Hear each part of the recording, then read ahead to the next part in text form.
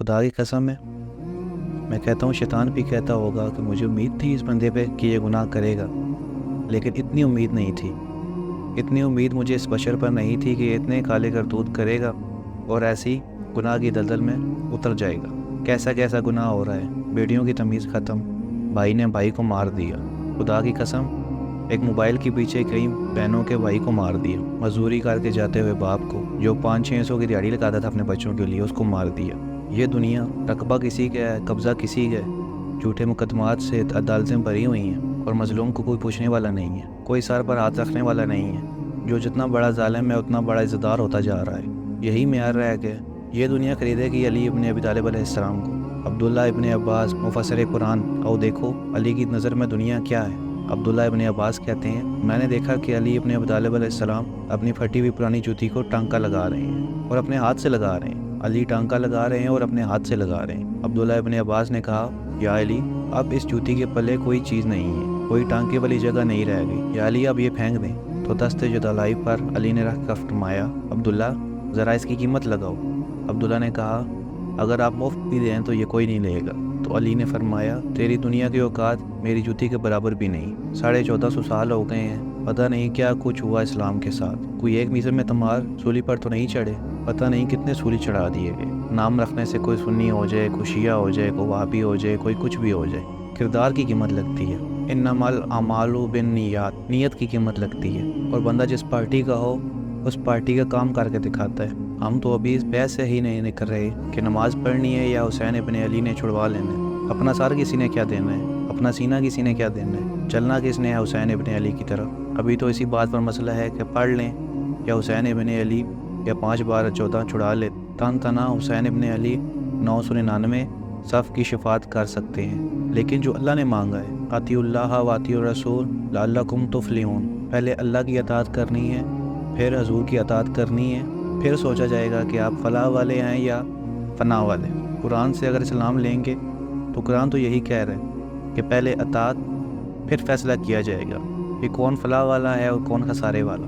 پہلے اطاعت، سب کچھ کر کے لے کے جانا ہے۔ یہاں تو 1400 سال بعد بھی معاملہ ہی الٹ ہے۔ اللہ فرما رہا ہے قرآن میں اطیعوا اللہ و اطیعوا الرسول لعلکم تفلحون، پہلے میری اطاعت کرو، پھر میرے محبوب کی اطاعت کرو، پھر دیکھیں گے کہ آپ فلاح والے ہو یا خسارے والے ہو۔ ادھر تو نظام ہی الٹ ہے، ادھر تو نہ عمل ہے نہ کوئی اطاعت ہے، اطاعت عمل کا ہی نام ہے۔ فرما برداری کیسی ہوگی؟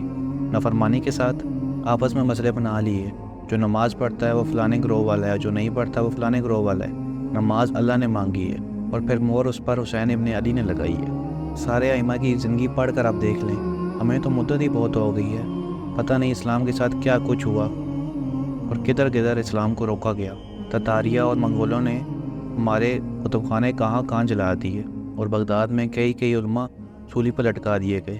لاتعداد سادات کی جوانیوں کو زندہ درگور کر دیا گیا، زندہ قبروں میں، زندہ دیواروں میں۔ ہم نے کیا قیمت دی ہے اسلام کی؟ ہمیں آسائش ملی ہے، ہم تو ایک دوسرے کے ساتھ دستوں کے رباں، ضرور میرے ساتھ کھڑے ہوں لوگوں، ہم اپنے مولا کی رضا کے لیے، ہم محمد و آل محمد علیہ السلام کی رضا کے لیے کچھ کریں۔ امام حسین علیہ السلام کا دیا ہوا بہت کچھ ہے دنیا اور آخرت کا، اگر میں وہی تھوڑا اپنی قوم پر لگاتا رہوں تو بھی کسی کے سامنے ہاتھ نہیں حسین مجھے پھیلانے دیں گے۔